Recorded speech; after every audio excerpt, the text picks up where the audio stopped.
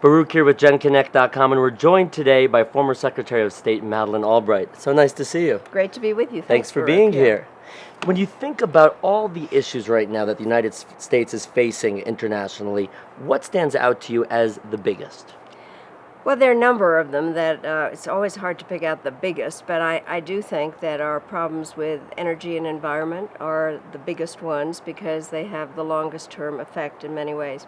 I wrote a book called Memo to the President-elect at a time when I had no idea who the person was going to be. I ultimately did give it to President Obama, and I inscribed it with the audacity to hope that this book might be useful. And I laid out 5 big umbrella issues that were out there. How to deal with terrorism without creating more terrorists, how to deal with nuclear proliferation so that the worst weapons didn't get into the hands of the worst people, how to really lower the gap between the rich and the poor. There are fewer poor people in the world in absolute numbers, but the gap between them is growing. And while there is no direct line between poverty and terrorism, it's not hard to imagine that people who are alienated from their societies are more likely to be recruitable for those who don't like us. Then I did put that whole package of issues of energy, environment, global pandemic. And then the last issue was how to restore the good name of democracy. I didn't have the financial crisis because it wasn't going on at the time, but that combination of issues I still think are the ones that are the biggest ones out there for people to deal with. So many young people around the world are passionate about the issues that you just mentioned, and yet they may feel powerless. What can young people do right now to make a difference in our relationship with the outside world? The whole thing is about young people. And let me say, if you look at the issues that I raised, no matter how strong the United States is, and I believe we're the strongest, most powerful country in the world, you can't deal with those alone. It doesn't take a brain surgeon to figure that out. You have to share.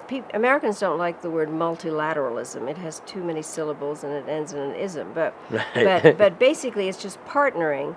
And where I think young people are even better at that is to try to figure out relationships across the board, learn languages so that you can actually communicate with people in other countries, and then create bonds in terms of there are a lot of students now have traveled abroad, study abroad, and I think are the perfect people to look at these particular issues because you all are not bound by boundaries.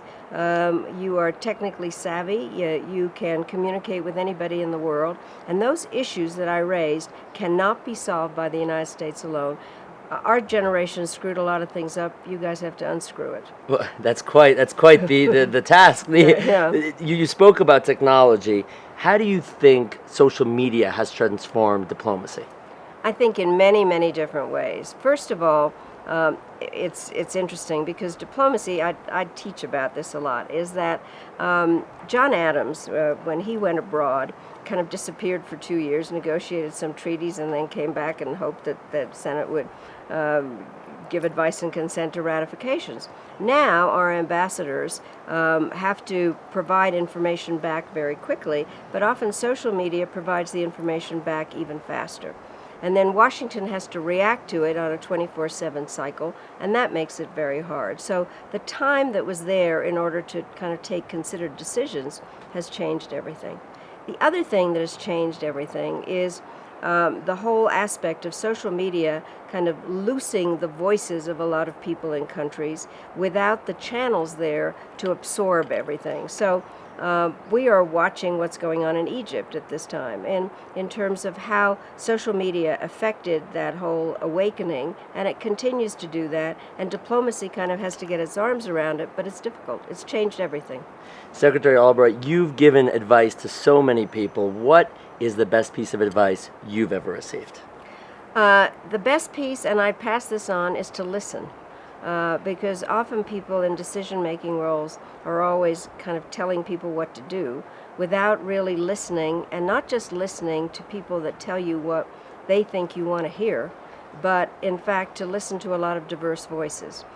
Because it's nothing harder than making decisions, and a lot of decisions are not black and white. There are a lot of difficulties and gray areas, and therefore I think the best advice I got was to listen to a lot of diverse voices, and I pass that on to others. Secretary Albright, we're honored to have you here. Thank you. Great to be with you. Thanks, Bruce. And for more with Secretary Madeleine Albright and to learn more about her incredible work, be sure to check out genConnect.com.